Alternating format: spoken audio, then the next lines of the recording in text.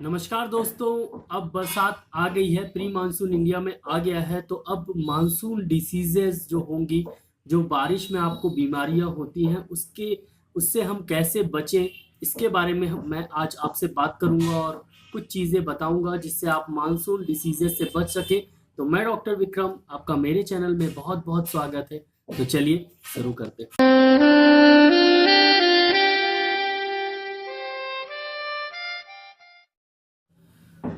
तो दोस्तों, सबसे पहले जानते हैं कि मानसून में जब हमारे यहाँ बारिश होना चालू होती है तो सबसे ज़्यादा बीमारियां कौन कौन सी फैलती हैं।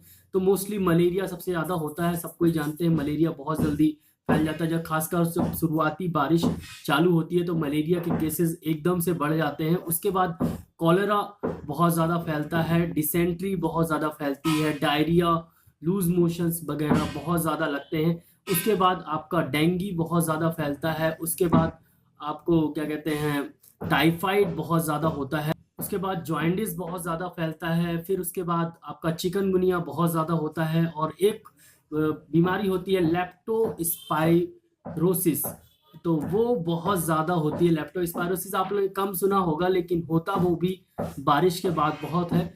तो ये सब बीमारियां होती हैं। तो चलिए जानते हैं कि प्रिवेंशन, हम कैसे बचें इन सब बीमारियों से और क्या करें कि ये सब बीमारियां हमें ना हो। तो पहले जनरल बात कर लेंगे, फिर मैं आपको डिसीज वाइज बता दूंगा। तो जनरली हम सबसे पहले जो हम खाना खाते हैं वो अच्छा खाएं, ठीक है। और उसको साफ सुथरा, कंटामिनेटेड खाना मत खाएं। दूषित खाना बिल्कुल नहीं खाना चाहिए। दूषित पानी बिल्कुल नहीं पीना चाहिए।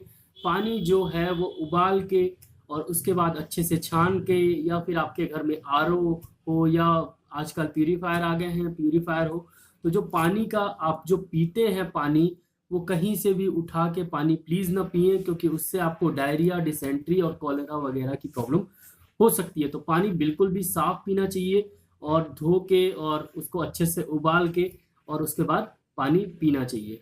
फिर रही बात खाने की, तो खाना बिल्कुल साफ खाना चाहिए, कंटामिनेटेड खाना नहीं खाना चाहिए।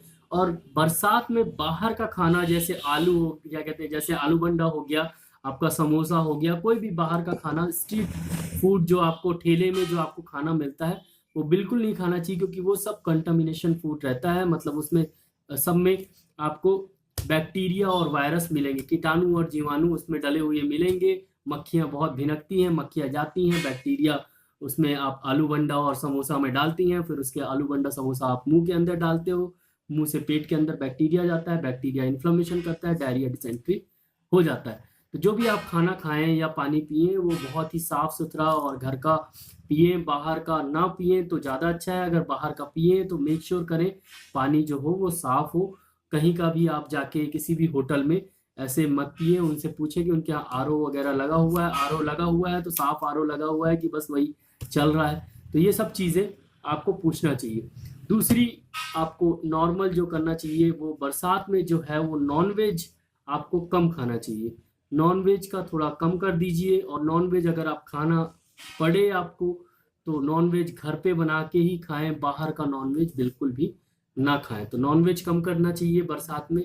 वैसे भी हिंदू रीति रिवाज में सावन में नॉनवेज खाना मना करते हैं। वो एक कारण इसलिए होता है क्योंकि नॉनवेज में बहुत ज़्यादा कंटामिनेशन हो जाता है बैक्टीरिया का बरसात के दौरान। तो बरसात में नॉनवेज बिल्कुल नहीं खाना चाहिए, और खाएं तो फिर घर पे अपने हिसाब से साफ सुथरा नॉनवेज खाएं। फिर उसके बाद अल्कोहल, बहुत ज़्यादा हैवी अल्कोहल ड्रिंकिंग नहीं करना चाहिए बरसात में। इससे बहुत ज़्यादा आपको डिसेंट्री और डायरिया होने के चांसेस रहते हैं। तो ये हुआ खाने पीने की बात। अब चलते हैं साफ सुथरा कैसे रहना चाहिए। तो सबसे पहले बरसात, जैसे ही बरसात चालू हो उसके पहले आपके जो बगल, सामने, आसपास वाली जो नालियां हैं, स्वीपर को बुला लीजिए। अगर आप खुद साफ कर सकते हैं तो खुद साफ करिए, उसको अच्छे से साफ करवाइए, ठीक है।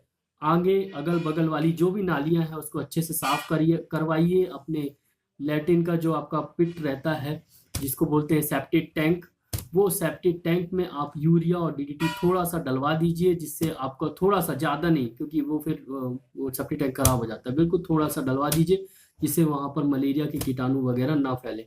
अगर आपके यहाँ कहीं भी ऐसा टैंक है जहाँ पर पुराना पानी पड़ा रहता है, तो उसको, पानी को पूरा साफ करवाइए। और उसके बाद डीडीटी या यूरिया से आप उस टैंक के ऊपर एक लेप लगवा लीजिए, जिससे आपको वहाँ पर मलेरिया के कीटाणु ना फैलें।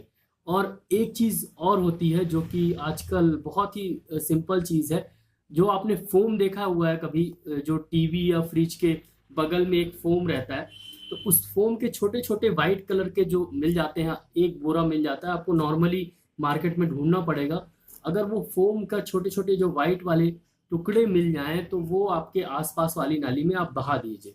उससे क्या होगा कि वो फोम जो है वो ऊपर तैरेगा, या फिर सेफ्टी टैंक के ऊपर डाल दीजिए। उससे क्या होगा कि सेफ्टी टैंक के ऊपर फोम तैरेगा और वहां पर मलेरिया के जो बच्चे होते हैं वो पनपेंगे नहीं। तो ये एक बहुत ही सस्ता और सरल उपाय है। मलेरिया के जो बच्चे हैं, आपको सीधा लार्वा जो इंग्लिश में बोलते हैं, वो लार्वा पनपेंगे नहीं मलेरिया के, सॉरी बोल रहा हूँ, मॉस्किटो के बच्चे जो होते हैं, मलेरिया के नहीं।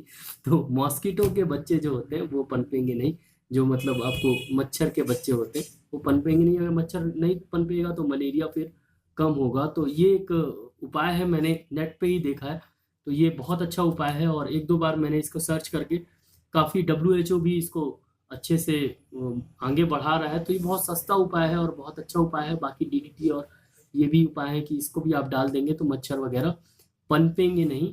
मच्छर के जो छोटे छोटे बच्चे इसी समय बरसात के दौरान पनपते हैं वो पनपेंगे नहीं। तो ये हो गया नॉर्मली। और हाथ वगैरह धोना चाहिए, वो नॉर्मल चीज़ है बिल्कुल। आप 3 घंटे के अंदर, एक वीडियो मैंने पिछले बार बनाया है, लिंक दे दूंगा यहाँ पर कार्ड्स में, तो वो देख लीजिएगा। और मलेरिया की एक होम्योपैथिक मेडिसिन आती है, मलेरिया ऑफिसिनेलिस, प्रिवेंशन के लिए। तो वो बहुत ही इफेक्टिव मेडिसिन है, मलेरिया ऑफिसिनेलिस, और वो आजकल गवर्नमेंट भी प्रिस्क्राइब करती है रेगुलरली। इस टाइम पे जून जुलाई के टाइम पे जाके देती है। और मलेरिया ऑफिसिनेलिस आपको सप्ताह में 3 दिन लगातार आपको 2 बूंद सुबह सुबह लेना है। मतलब आज अगर आपने ले लिया तो कल लेना है, और फिर परसों लेना है। उसके बाद हर सप्ताह, फिर संडे टू संडे 3 सप्ताह तक लगातार एक एक बूंद लेना है, सुबह सुबह 1 बूंद लेना है। ठीक है, सिर्फ 3 दिन लगातार आपको 3 बार लेना है। लगातार ले लिए, 1 दिन 2 दिन 3 दिन, मतलब आज कल परसों। परसों जो भी डेट रहा, मान लीजिए आज संडे है तो परसों क्या होगा, मंडे और मंगलवार। तो मंगलवार के बाद अगले मंगलवार को नेक्स्ट 2 बूंद लेना है मलेरिया ऑफिसिनेलिस 200। फिर उसके बाद मंगलवार, नेक्स्ट मंगलवार को, फिर अगले उसके नेक्स्ट सप्ताह में मंगलवार को एक बार 2 बूंद और लेना है। 3 सप्ताह तक आपको लेना है। और बिल्कुल ये बहुत ही इफेक्टिव मेडिसिन है आपको मलेरिया प्रिवेंशन के लिए। वैक्सीनेशन है, होम्योपैथिक वैक्सीनेशन है मलेरिया प्रिवेंशन के लिए। तो मलेरिया के लिए मैंने आपको लगभग सभी चीज़ बता दी है। डायरिया और डिसेंट्री के लिए भी आप साफ सफाई मेंटेन करके रखिए, हाथ पैर अच्छे से धोइए, नहाइए। ठीक है, और जो भी खाना खाते हैं वो आप साफ सुथरा खाइए, पानी जो है वो साफ सुथरा पीजिए। और उसके बाद जो भी मैंने आपको पहले इस वीडियो के पहले बताया हुआ है, पूरा पानी वैसे ही पीना है, अच्छे से उबाल के पीना है। तो ये डायरिया और डिसेंट्री के लिए हो गया। ठीक है, उसके बाद टाइफाइड के लिए मोस्टली जो टाइफाइड का साल्मोनेला टाइफी है, जो बैक्टीरिया है, वो मोस्टली फूड से फैलता है। मतलब जो आप खाना खाते हैं उसमें साल्मोनेला टाइफी रहता है, या आपके हाथ में जो आपका खाना बनाता है, या अगर मैं, मान लीजिए मुझे अगर टाइफाइड के कीटाणु मेरे पेट के अंदर हैं, मैं गया फ्रेश होने, ठीक है, फिर उसके बाद फ्रेश होने के बाद मेरे हाथ में जो कीटाणु अच्छे से मैंने अगर हाथ नहीं धोए हैं, तो उसके बाद जो हाथ में हल्के से साल्मोनेला टाइफाई के बैक्टीरियाज जो बचे रहेंगे, वो अगर मैंने खाना बनाया तो उस खाने में हल्के आ जाएंगे, और जो वो खाना खाएगा उसके पेट में वो टाइफी के कीटाणु चले जाएंगे, और उसको फिर 1 महीने बाद, 14 से 15 दिन बाद फिर टाइफाइड के सिम्टम्स आने लगेंगे। तो अगर टाइफाइड को आपको बचाना है तो सबसे पहले तो अच्छे से हाथ धोइए। जब भी आप फ्रेश होने के बाद, जब भी आप मल त्यागने के बाद आते हैं तो हाथ धोना बहुत ज़रूरी है। हाथ कम से कम 1 मिनट तक, 60 सेकेंड तक आपको हाथ अच्छे से उंगलियों से अच्छे से रगड़ना चाहिए, अच्छे से धोना चाहिए। ठीक है, उसके बाद आप खाना बनाएं, और खाना बनाने से पहले अच्छे से खाने को भी धोएं, सब्जियों को भी धोएं, और आप क्या कहते हैं अपने हाथ भी अच्छे से धोएं। तो टाइफाइड बिल्कुल नहीं फैलता। और पानी बिल्कुल साफ पिए, उबला हुआ पानी पिए, RO और फिल्टर वगैरह यूज़ कर सकते हैं टाइफाइड के लिए। तो ये सब चीज़ करना चाहिए। चलिए आगे चलते हैं चिकनगुनिया की तरफ। तो चिकनगुनिया में आप कहीं भी जो पानी है उसको लगातार रुकने ना दें। अपने आसपास जो पानी है, चिकनगुनिया का जो मॉस्किटो होता है वो आपको पानी में साफ पानी में पनपता है। तो साफ पानी जो है वो कहीं भी आप प्रिजर्व करके ना रखें। अगर प्रिजर्व करके रखते हैं, मतलब बड़ा टंकी जो है आपका साफ पानी वाला, टंकी में साफ पानी बिल्कुल एकदम से वहीं पर 15-20 दिन तक ना रहे, उसको बहाते रहिए, यूज़ करते रहिए और फिर आते रहिए, फिर यूज़ करते रहिए। तो फिर उसमें डेंगू और चिकनगुनिया दोनों के मॉस्किटो नहीं पनपेंगे, मतलब मच्छर नहीं पनपेंगे जो आपके डेंगू और चिकनगुनिया के लिए रिस्पॉन्सिबल रहते हैं। तो ये सब चीज़ें करनी चाहिए, साफ़ सुथरा रहना चाहिए और प्रिवेंशन बहुत ज़रूरी है। बरसात में आप सबसे पहला कि आप जो पानी पीते हैं वो साफ़ रहना चाहिए, जो खाना खाते हैं वो घर का खाना चाहिए, बाहर का बिल्कुल नहीं खाना चाहिए, अल्कोहल ज़्यादा ड्रिंक नहीं करें और उसके बाद ज़्यादा मीट वगैरह, नॉनवेज वगैरह ना खाएं। अगर खाने की ज़रूरत पड़ती है तो घर का खाएं, बाहर का बिल्कुल मत खाएं। अगर पार्टी वगैरह में जाएं तो मेरे हिसाब से तो बहुत कम खाना खाएं। पार्टी वगैरह में ज़्यादा खाना, ओवर ईटिंग बिल्कुल ना करें। बस इतना ही सब चीज़ करना है और साफ़ सफाई रखें। अपने क्या कहते हैं, सेप्टी टैंक वगैरह की सफाई करा लें अच्छे से। उसके बाद नाली, आसपास की नालियों की सफाई करा लें, डीडीटी वगैरह अच्छे से उसमें डाल लें जिससे मलेरिया के जो मच्छर हैं वो ना पनपे। बस इतना करें और डॉक्टर से आप बच जाएंगे, आपको मलेरिया वगैरह चीज़ें नहीं होंगी। मलेरिया, टाइफाइड, डेंगू और उसके बाद चिकनगुनिया, उसके बाद डायरिया, डिसेंट्री और बहुत सारी चीज़ें जो होती हैं वो बिल्कुल जो मानसून डिसीजेज हैं उससे आप बच जाएंगे। तो थोड़ी सी चीज़ें आप करें और बिल्कुल आपको बचाव, प्रिवेंशन आपको मिल जाएगा।